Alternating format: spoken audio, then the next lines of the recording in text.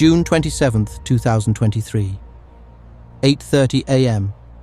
Bondi Junction, Sydney.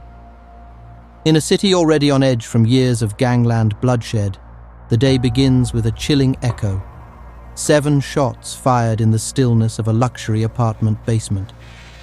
Inside his black Audi RS4, 48-year-old Alen Moradian, once dubbed Australia's cocaine kingpin, never stood a chance. He had left his apartment dressed for the gym, a ritual of routine, of habit, unaware that this was the final act of a life drenched in wealth, violence, and paranoia. As he entered the driver's seat, a masked gunman emerged from the shadows. 7 bullets, cold, precise, merciless. The gunman fled to a waiting getaway car, a grey Porsche Macan, where another man sat behind the wheel, engine idling. The plan had been rehearsed, the clockwork of contract killings. But this wasn't just another gangland hit, this was a message, a declaration, a closing chapter to one of the most infamous criminal empires in Australia's modern underworld. To the public, Moradian was a mysterious Versace-draped drug lord, a man who turned white powder into rivers of cash. To his enemies, he was a marked man, a dying king who had reigned too long, betrayed too many, and outlived his use. What made this execution truly haunting wasn't just the brutality. It was the orchestration, the weeks of surveillance, the betrayal by men he once trusted, and the botched cover-up that would come to haunt the killers. The blood left pooling in that basement parking garage wasn't just Moradian's. It was the first offering in a fresh wave of underworld vengeance. Because in Sydney's gangland war, no one is safe, not even the king.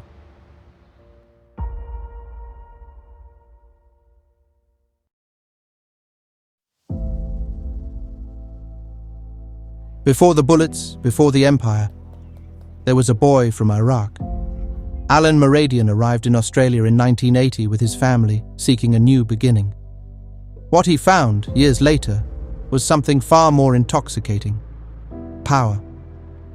He married Natasha Yukana, a woman fiercely loyal, fiercely private. Together they built an invisible wall around their lives, one few ever breached. But inside that wall, Alan's ambitions metastasized into something darker. By his 30s, Alen wasn't just involved in the drug world, he was defining it. A central figure in a sophisticated empire, dubbed by investigators as the Golden Gun Cocaine Syndicate. The nickname wasn't for flair, it was literal. Police seized a gold-plated .357 Magnum pistol from one of Alan's men, hidden in a Wollongong home roof cavity alongside $10 million in cash. Authorities uncovered a smuggling route that stretched from Chicago through Los Angeles and straight into Sydney's veins. Each kilo of cocaine was worth $30,000 at import. But by the time it hit Sydney's streets, it was valued at $190,000 per brick. Alen Moradian alone was responsible for at least 40 kilos, possibly far more. The money birthed a kingdom. Alen didn't just live in luxury, he branded it.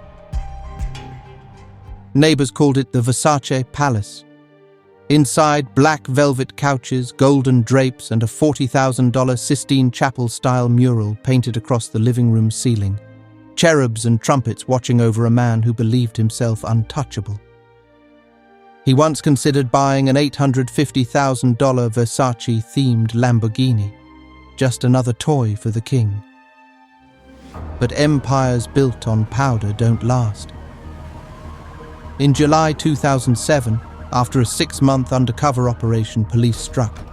10 arrested, $18 million in cash seized, 2 kilograms of high-grade cocaine, 1 golden pistol, and the crumbling illusion of invincibility. For Moradian, it was the beginning of the end. But even behind bars, he wasn't finished yet.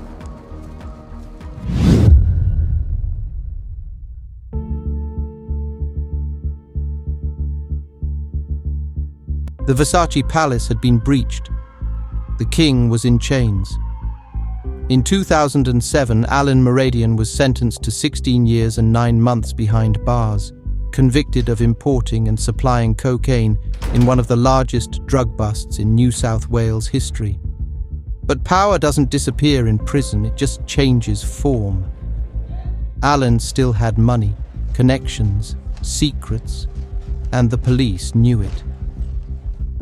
Desperate to bring down the entire network, authorities turned their eyes on someone they knew could be the key. Natasha Yukana, Alan's wife, loyal, calculated, and now vulnerable. They set the trap, a fake escape plan. If Natasha could deliver $760,000 in cash, they said, Alen would be whisked out of the country to safety. She fell for it. Garbage bags full of dirty money were handed straight to police. The empire was hemorrhaging from within. Soon after, Natasha pleaded guilty to dealing with $4.6 million between 2005 and 2007, all connected to Alan's operation. She was sentenced to 4 years and 6 months in prison, but the rot didn't stop there. Authorities dug deep, literally, uncovering cash stashed in walls, under floors, even in the concrete foundations of suburban homes. $2.7 million in cash was recovered from a house in Bilgola. And inside prison, Alen was learning a brutal lesson in hierarchy. He crossed paths with Mahmoud Brownie Ahmad, one of Sydney's most feared gangsters. According to underworld sources, Brownie beat and extorted Alen, squeezing $500,000 out of him simply because he could. Brownie discovered Alen still owned the Versace palace, the biggest house in Fairfield, and in prison, ownership meant leverage or a death sentence.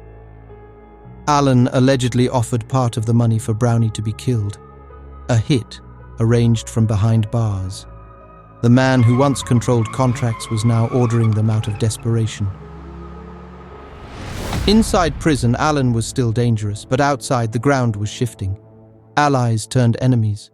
Trust disintegrated. The syndicate evolved without him. The throne hadn't just cracked. It was collapsing. And the war was just beginning.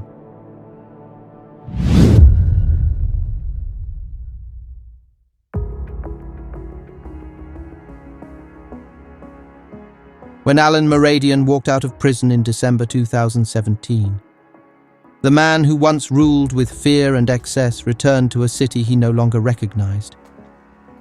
His empire was gone. His allies were dead, jailed, or turned. But the war, the gangland war he helped start, had only grown more brutal. And in the shadows behind it all, pulling invisible strings, was a name that haunted the police, terrified rivals, and even silenced his friends. The Commission. The Commission was no gang. It was an elite criminal council, a syndicate of drug lords and enforcers, managing Australia's drug trade with corporate precision. They coordinated national distribution routes, set prices on cocaine and meth, enforced rules, and removed anyone who got in the way. And Alen Moradian, despite everything, still had a top seat at that table. But that seat came with consequences. Any objections before we finalize this? 17 underworld figures were murdered between August 2020 and 2023. Among them, Lametta Fadlala, once a trusted associate, executed in her car alongside Amy Al-Hazuri. Marvin Oraiha, 24, killed outside his home just weeks after partying with Alen. Others unnamed left in alleyways, driveways, car parks. Alen no longer felt safe. He became obsessed with his safety. He changed cars constantly, switched apartments, avoided routine. But even his paranoia had limits. Still on parole, Alen had to report regularly to the Windsor Community Corrections Office. He begged to be released from this obligation, hoping to flee the country. But the authorities denied his request. They didn't believe his life was truly at risk. Behind the scenes, whispers began to surface. Alen feared a man known only as Mr. K, a former ally turned rival. And he wasn't taking any chances. He wanted Mr. K dead. To do that, he would need the services of a ghost. A man with a reputation for clean kills and cold silence. Tariq Ayub, the Angel of Death.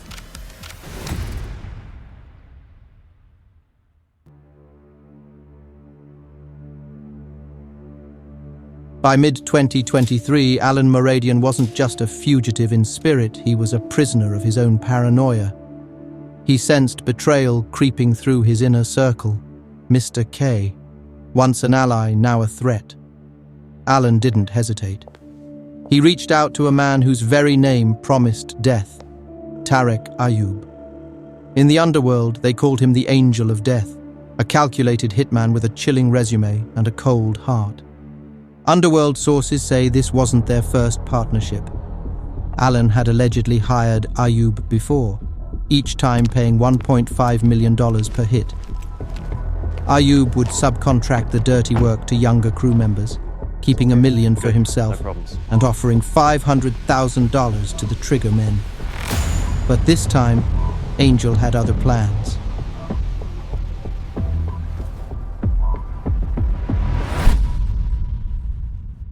June 6, 2023.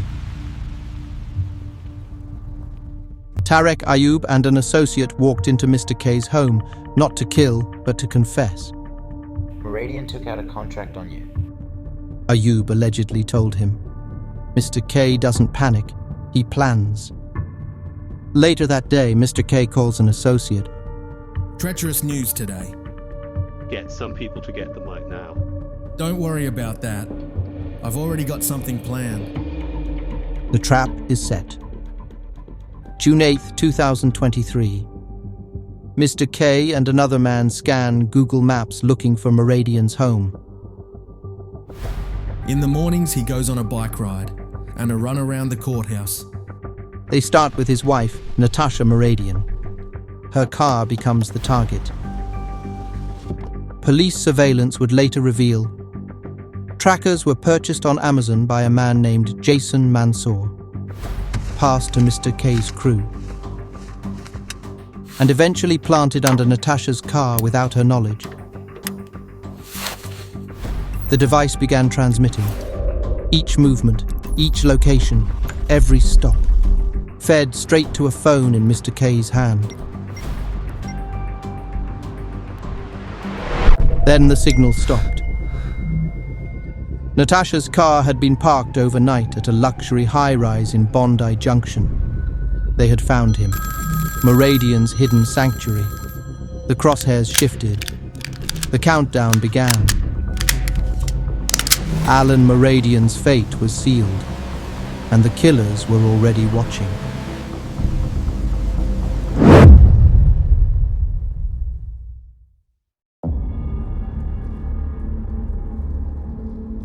June 27, 2023, Bondi Junction, 8:30 a.m. Alen Moradian, once the architect of an empire built on cocaine and intimidation, stepped into the cool, sterile silence of his apartment's underground garage. He was dressed for the gym, routine, habit. But outside the tinted windows of his black Audi RS4, death was waiting.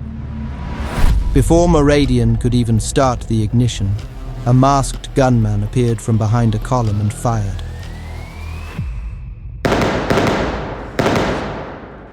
Seven bullets, 2 to the chest, 1 to the head. The Kingpin never had a chance. The shooter sprinted to a grey Porsche Macan, where a getaway driver was already waiting. They took off with clinical speed, racing through Sydney's streets to a pre-planned location. The plan was to torch the Porsche, destroy the evidence, and switch cars. But what came next was pure amateur hour. In their panic, the killers made a fatal mistake. They left the windows rolled up during the fire attempt, cutting off oxygen and failing to destroy the car completely. Inside, police would later find the murder weapon, a mobile phone, and crucial forensic evidence. Less than 20 minutes after the murder, The red Commodore was found engulfed in flames in a separate location. Before ambulances even reached Moradian's body, his enemies were already toasting his death. If you like pina coladas, haha, I love yous. I love you more. The tone changed. Evidence had survived. The killers had botched the fire. That's low, man. They left a gun that wasn't burnt at all. Yeah, 100%. Windows up, no oxygen. They effed that. They haven't burnt cars before. They also discuss paying Ayub, ensuring that Angel splits the fee fairly. The celebration wouldn't last. In the months that followed, police tracked the evidence trail left behind, a digital and physical roadmap of arrogance and error. It would lead them to the men behind the trigger, and to the ones who thought they were untouchable. But in the world Alen Moradian helped create, nobody stays untouchable for long.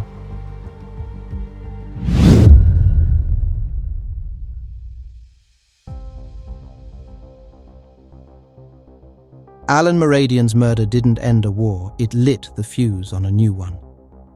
Within 6 months, the streets of Sydney echoed with the response. Police Task Force Magnus was activated. Their mission: track down every player involved in the planning and execution of Australia's most chilling underworld hit in recent memory.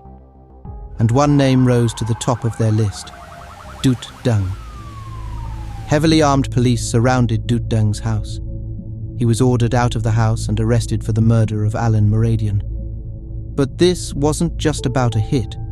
Inside Dung's home, officers found 1 kilo of cocaine, an unauthorized firearm, and a network of encrypted communication devices.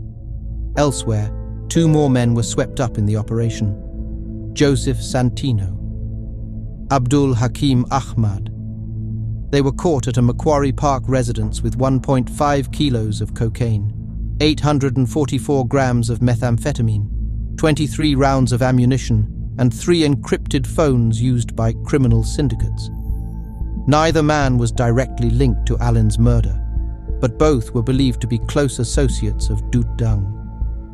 The dominoes were falling. Then came the arrest of Jason Mansour, the man accused of sourcing the GPS trackers used to locate Moradian. Investigators discovered that Mansour had used an encrypted device under the codename Abracadabra to coordinate the purchase of getaway vehicles through Facebook Marketplace. He was hit with major drug trafficking charges, firearms charges, and possession of dedicated encrypted communication devices. The circle was tightening. Police had now charged 6 men. At the center of the web, Mr. K, the alleged mastermind. His name remains legally suppressed, but police are building a case with phone recordings, trackers, purchases, and confessions. But revenge, in the underworld, never waits for justice. February 27th, 2024. Boldeng, 20 years old, innocent, quiet, was found shot dead on the street in Fairfield. He was the younger brother of Doot Dung, Alen's alleged killer. Another message, another retaliation. August 26th, 2024. Tarek Ayub, the Angel of Death, was gunned down in a hail of bullets outside an apartment in Parramatta.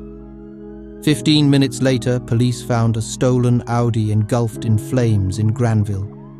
2 men were seen fleeing in a white SUV. No suspects were ever officially named. The death of Alen Moradian sent tremors through Sydney's criminal underworld, but the blood didn't stop with him. This wasn't just fallout. It was a chain reaction, one that may never end.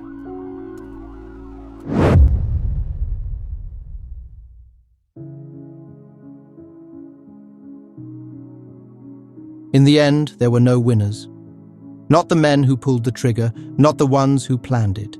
Not even the man who tried to rule Australia's drug empire with golden pistols and Versace walls. Once Moradian dreamed of building a legacy. Instead, he left behind a trail of bodies, burned out cars, and a city in fear.